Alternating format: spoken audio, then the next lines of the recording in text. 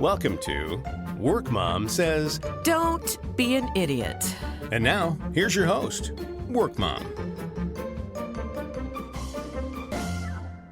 Hello, I'm Lori Joe Vest. Thank you so much for joining me for this episode of Work Mom Says, Don't Be an Idiot.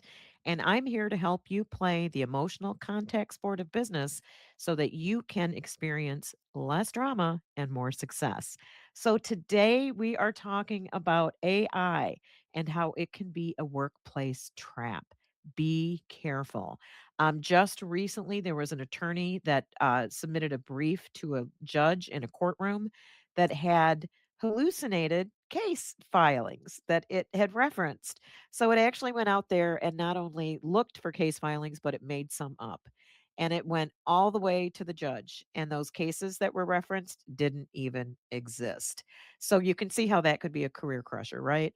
Um, you can be a smart person with really good intentions and still get it totally wrong if you're using AI.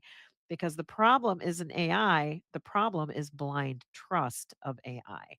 It's not the villain. Overconfidence is the villain. So honestly, I've been pinged by it myself where I uploaded a spreadsheet of information about a mailing list, and it gave me all this great analysis of what was in it, but it was completely wrong. One example, I asked about a particular type of name, particular category. Did we have a lot of people in this industry on our mailing list? And AI said, yes, you have 4,000 of those people. We didn't have 4,000 of those people. We had 40 of those people. It was working from my data that I uploaded, and it still completely gave me the wrong number. So, just because AI sounds confident, just because it references a source does not mean it's correct. You've met people like that. AI is a person like that. So be careful. So, why is AI a career risk right now? Well, because a lot of people have way too much confidence in it and they're using it for things like projections and analytics. My husband was just reading something on Reddit over the weekend that he mentioned to me, and I was just like, oh my God. And it was a marketing department that had taken their analytics and uploaded it to an AI tool and had it analyze it for the last, 3 to 6 months. And that's the data that they gave to their C-level leaders who made business decisions based on that data. And 3 to 6 months later, when they actually looked at the data and compared it to the source, it was completely incorrect. And that person that made the decision to submit that AI data without checking it is an incredible hot seat. I cannot imagine what that would feel like. Don't get caught by AI hallucinations. You don't want it to happen. Um, Couple points. Some of the things that happen that they've noticed is that if you are using one long chat on the same topic, you may feel like the more you use this same chat for information on a particular topic, the more informed it will be. In fact, the polar opposite is true. They say that hallucinated data is more likely to occur in long AI chats. So, something to think about.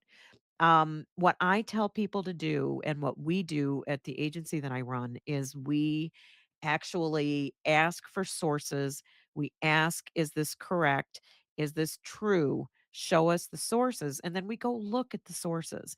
Because one of the things that happens, or another thing that happens with AI, is it will look at a source, grab a couple things, and present data with that source. But when you go look at the actual source, the article may not say that at all. So if you're using data from an AI chat, ask for the source and go look and double check it because you don't want to use AI for delegated thinking. You want to use it to support your work and your thinking. It's a draft partner, not a decision maker. So be extremely careful. And here's how to use AI without looking like an idiot. Verify anything factual always. Always ask for sources. Cross check your numbers when long threads are happening and you realize you've gone, a couple scrolls down. It's a long conversation with chat. Go back, start a new one. and that will help ensure that the information is more accurate. But again, still double check it. If it has anything to do with money, law, health, your reputation, data for decision making, double check it. Matter of fact, triple check it, because it's going to get a lot of people in trouble because we just have too much confidence in it right now. So, what I would tell you is make sure that the tools you're using accelerate your thinking, don't replace it. Don't be lazy. Honestly, I can say that I've done it. I've gone, "Oh yeah, I'm sure that's accurate," and sent it along. Don't learn the hard way. One of the things that I always say as work mom is, "I learned the hard way so you don't have to." Um, Always make sure that you're double checking the information, and don't be the person who gets fined or fired because you trusted AI more than your own brain. Your own brain is always going to give you better information, and you can affirm what you find in AI. So, what I would say is, do me a favor, share this with your team, share this with people around you, and talk about AI guardrails at work. Talk about how you can build verification into the work that you do so that you don't ever get stuck with an AI hallucination causing big problems for you. So that's what I've got for you today. If you are watching this on YouTube, please do me a favor, subscribe. Give me a comment. I'd love to hear what you want me to talk about. We have a website at workmomsays.com where you can go and send me a message and let me know if you have a person that you'd like me to invite onto the show, or if you personally think you'd make a good guest.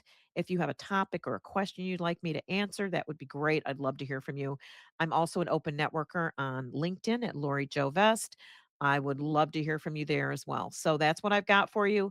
I will be back soon with some more helpful information to help you play the emotional contact sport of business. Take care. Thanks for listening to Work Mom Says. Don't be an idiot.